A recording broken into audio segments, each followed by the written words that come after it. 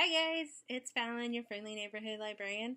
I am here to show you what I most recently checked out from the library, some of which I'm currently reading and some of which are just, this is my dog Theo, he wants to be in the video, are just things that I just got today. So let's get started. The first book is The Dragon Pearl. It's by Yoon Ha Lee. It's a Rick Riordan Presents. It's a middle grade, as you can see. I'm currently reading it. It's good so far. I really like it. I'll probably do a review later. The second book is Girls Stop Apologizing by Rachel Hollis. American Spy by Lauren Wilkinson. I'm very excited to read this one. I've heard a lot about it. I just got it a week ago maybe, and I haven't quite started it yet because I'm reading the other two, but when I get to it, I am super excited for this one. I picked up 7 books today. The first one being My Sister the Serial Killer by, and I'm going to mess this up, Oyenkan Braithwaite. I've heard a lot of really good things about this book. I'm really excited to read it. I wasn't expecting it to be so small, which is kind of interesting, but I think the cover is actually brilliant, and I am a sucker for a good cover. I know you're not supposed to judge a book by its cover, but this one intrigued me. The next one is One Day in December, a novel by Josie Silver. You can see it right there. It is a Reese Witherspoon book club pick. I don't normally pick up things like that, but her books, I've liked most of them that she's picked.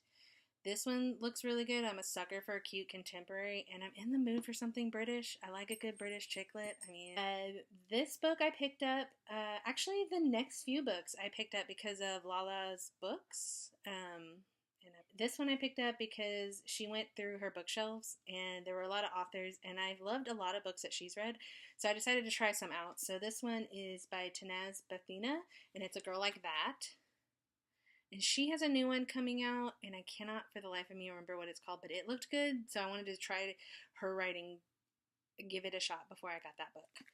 Sawkill Girls by Claire Legrand. I think that looks really good. I'm excited. It's kind of like a horror novel, and just, I like all kinds of genres, but sometimes I need something a little different. I mostly read a lot of YA, a lot of fantasy, and this looked different enough that it's going to give me kind of a breather space in between my fantasy books. The next one is The First Time She Drowned by Carrie Clutter. And this one looked really good. Lala recommended it, so, you know, as long as someone like her recommends it, I'll probably give it a shot just to see if I like it. Not saying that every booktube recommendation is something that I'm going to love. Not saying that every booktube recommendation that Lala makes is something I'm going to love, but I have loved a lot of things that she's recommended, and I found a lot of new genres because of what she's recommended, and it's very exciting. This one is Emily Henry's A Million Junes. This one is on Lala's channel, but also the cover's so pretty. Like, it's just pretty. Look at it. It's beautiful, and it's intriguing, and I want to know what it's about because I have no idea what it's about, and I should really probably be doing synopsis of all these books, but first time booktuber woes, what have you, you know? And finally, the last book. This one I have seen all over the place.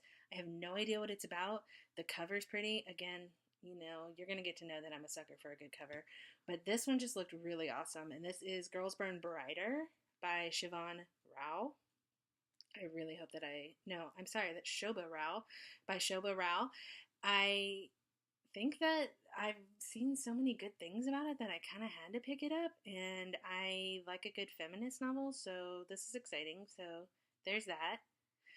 And that is all that I picked up besides some DVDs. The library is a great place to pick up DVDs. If you aren't into everything that's showing on streaming, you know, libraries carry DVDs, guys.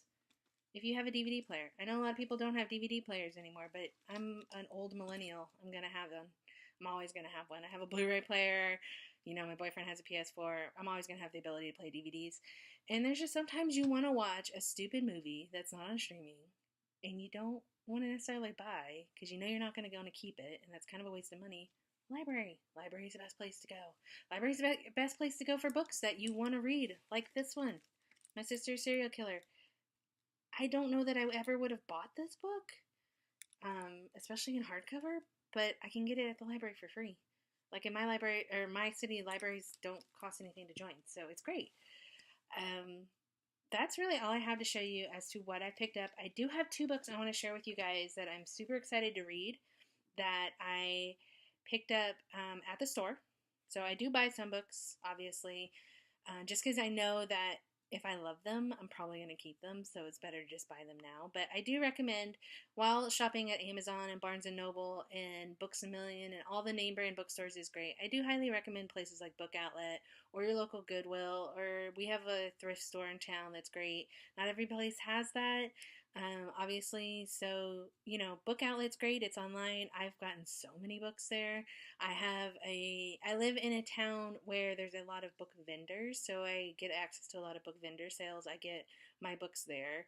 I do try to curb my book spending. I am very bad at it. I am a librarian, guys. I know that books are my life and they're always going to be something I spend money on, and I do have a problem with it, and I have basically made this channel so that I can stop doing that. I want to check more books out of the library. I want to show the world that libraries are worth the time and investment, and you should go, and don't be ashamed about anything that you check out there, because honestly, I've also worked in a library. I worked in my local library for 6 years part-time, and I don't think I ever judged anybody for what they checked out. I mean, that is something we kind of learn in library schools, not to do that, but also I didn't really care. Like, you're going to check out what you're going to check out, and you obviously have a reason that you're looking at stuff. I mean, yeah, there's times when in the book return you will get some stuff like a theme of books. Like, you'll have a whole bunch of books on divorce, or you'll have a whole bunch of books on like adolescence things or mental health issues, and you're kind of like, oh man, someone's struggling, and I'm glad they were able to get the resources.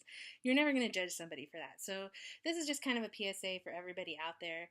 Go check out books at your local library. If you're really ashamed about something and you think somebody's going to judge you, and libraries have self-checkouts now. My library has 3 self-checkouts, as well as 3 full-time staff people up at the front who can check you out.